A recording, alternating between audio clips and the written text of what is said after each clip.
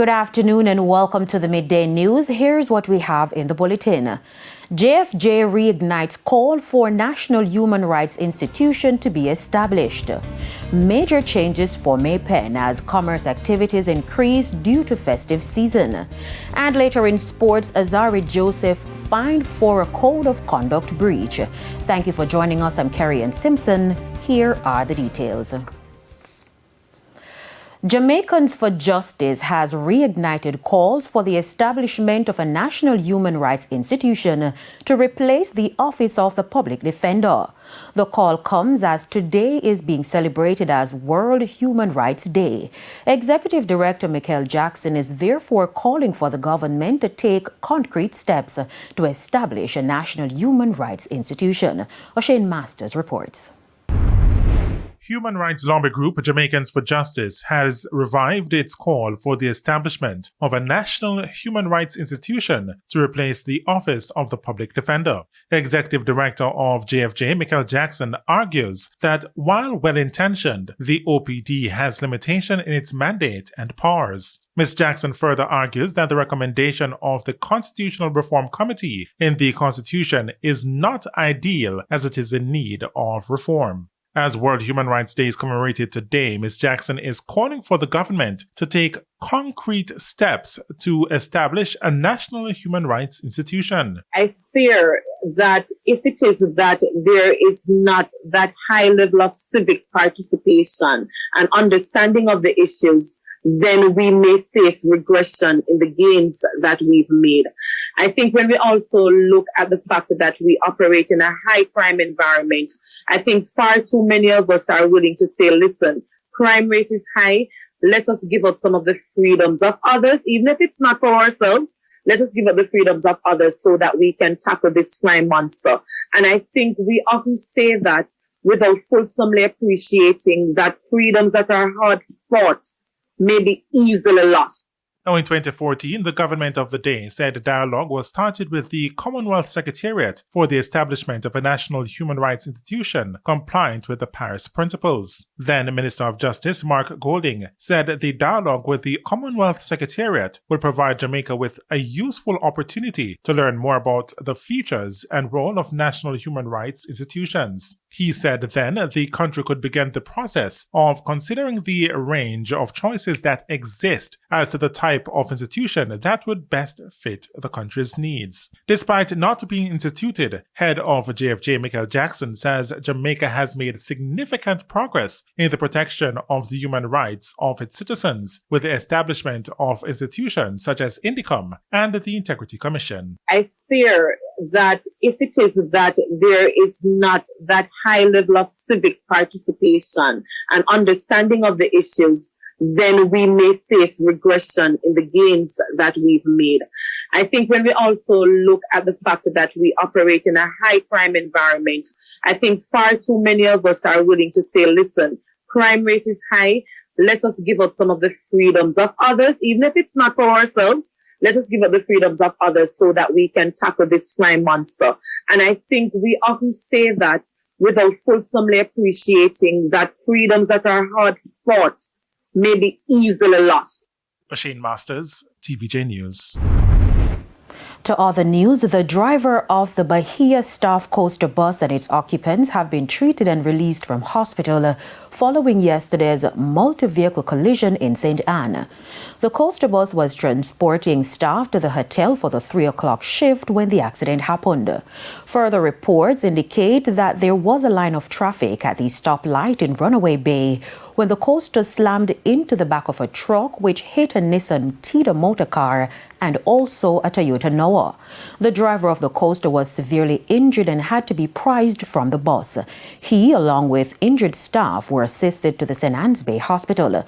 Now, the driver of one of the vehicles involved in the accident had this word of caution. Something like this happen, it's really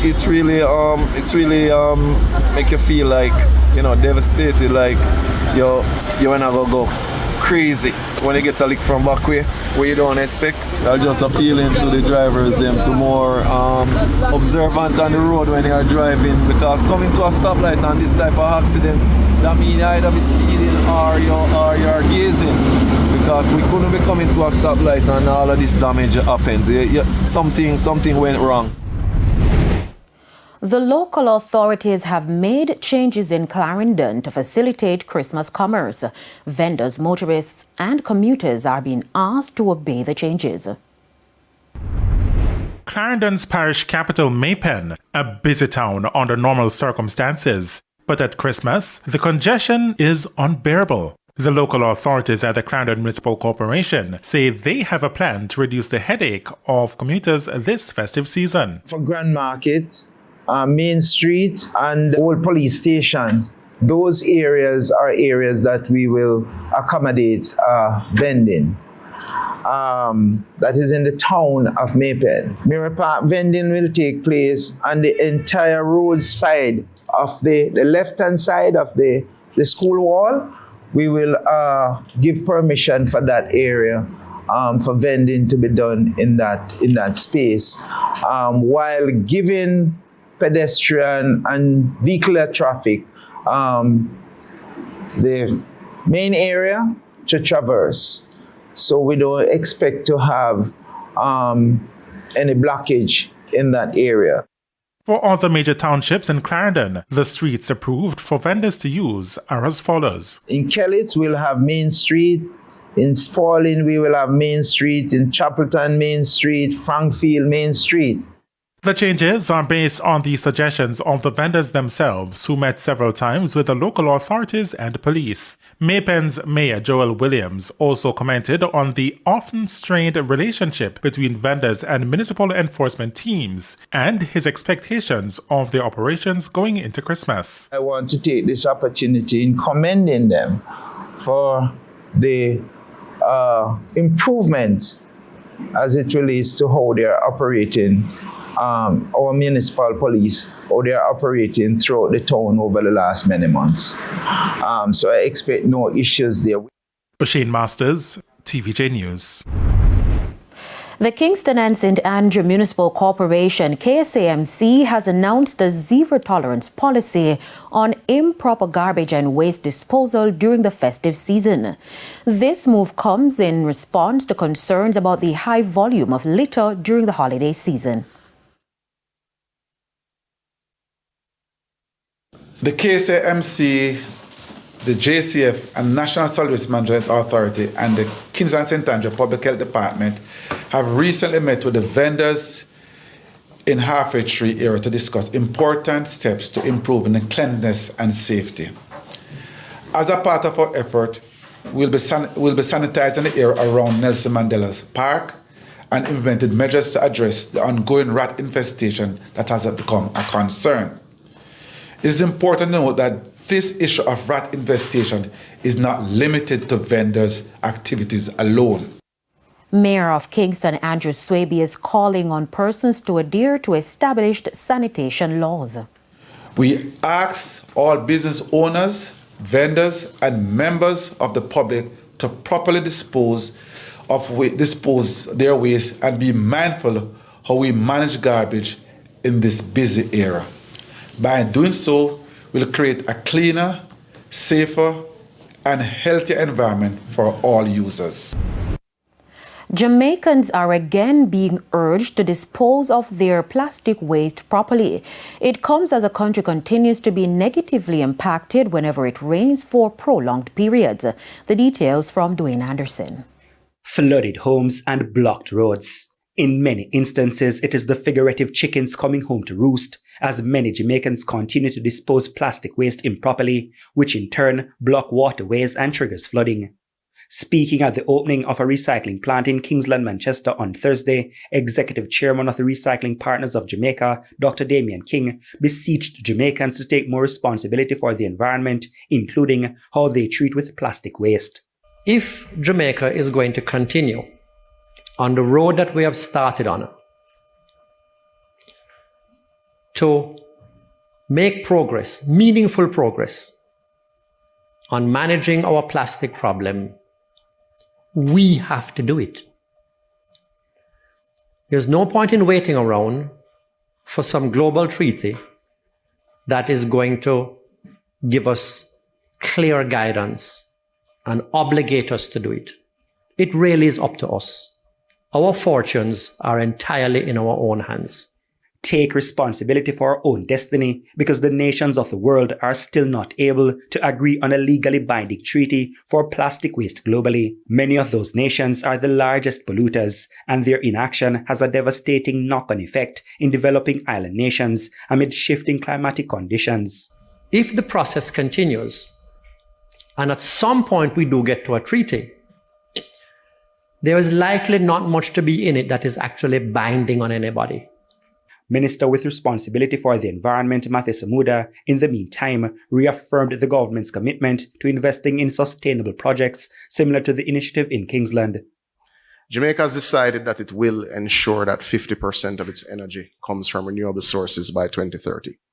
It would have just awarded, the recent bid would have just been awarded to a firm who will build a massive solar park, the largest in the Caribbean, in Trelawney. We have also just about completed the OUR licensing component for a floating solar park that will float over the Mona Reservoir, which will see some 46 megawatts of clean green energy being brought on to the grid. Dwayne Anderson, TVJ News. It's time for a break. Stay with us. More local stories when we return.